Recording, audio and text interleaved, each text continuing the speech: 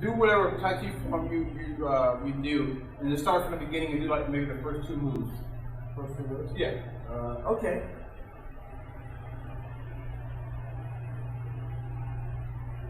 That's good enough. Now, articulate some martial application from what you just did from the beginning to where you are. Show me a set of, I mean, you can even set me up, but tell me what you understand as being a martial application for that you just did. Well, part of it, what you're teaching is when you bring a hand, trapping my hands down, use my absorb and absorbing a punch, stepping in, stepping behind. Okay? Now take that into that's a very good form representation. Now take it into more of a lively, all right, I need to defend myself type action. Where do you see those things can apply? Good question. So now that this involves, now what principles am I applying to perform those actions? Right. So pump. And I feel pump on this. So I think one thing that I could just extract from what I was just doing now is to keep kind of almost like a forward energy, okay, with my arms, rather than just loose here, sure. If my both arms do get cut, that I can push, that's one aspect. There you go. That's one, yep. If that force happens to be too strong, I can roll back and step out. Okay. That's two. Roughly. Okay. Check it out. Yes. So you're saying, which is a good one, guard up, right? Okay. That's the same position, right?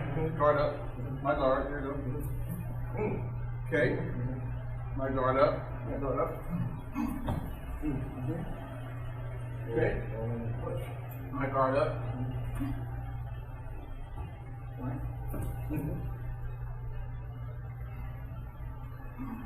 Okay. Bear hug, chicken down. That's the same thing. Go.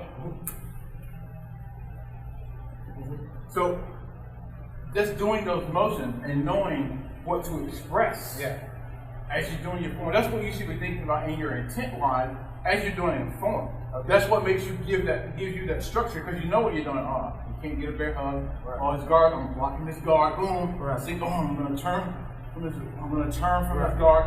All those things is your visualization. Right. So then when you start to get here, you're just kind of doing the muscle memory from your body based on where you are. That punch comes here, boom, you got it here. It comes here, you got it here. And you're understanding, man, that's just taking it from a direct correlation between posture movements into application, if you will. Question, how does one do this without context or experience or knowledge or visualization or the teaching of that specific thing? First of all, goes back to what I was saying about the spectrum. The form, the basics of martial application, which is punches, kicks, locks, defense, and so forth on. Right. What do you have to do? You have to be able to visualize where am I applying these basics in this form. And then how do I put them into a sense where I understand that a physical attack is here, or this is a structural thing. If you have people that are, where is it that your form and these defense techniques lie on that understanding of how to defend yourself against those things? Yeah. Now, you're asked, how does a person develop that? If they understand the two, it makes it a lot easier. If they're on one tangent versus the other and too far away and not seeing the correlation, then it may be that's where the guidance is needed to say, hey, this is for, or this can be applied, or this can be utilized, or this is the visualization, this is the expression. All those things need to be brought in if a person can't, through their own intellect, see those things. Right. But, where did this start? And that's why I go back to the point is thought and intellect, is it dead from when this stuff was so-called created and developed, all right? Or is it still active? Is it still feasible that someone can say, you know what, I'm doing a form, I know how to do these things, or agree with these things, and I'm understanding the argument. So, okay, when I do this, okay, that can be applied as a punch. Or, that can be applied as a lock. Same action, but where do you tie that in? It's up to a person to be able to say, well, I don't quite understand that.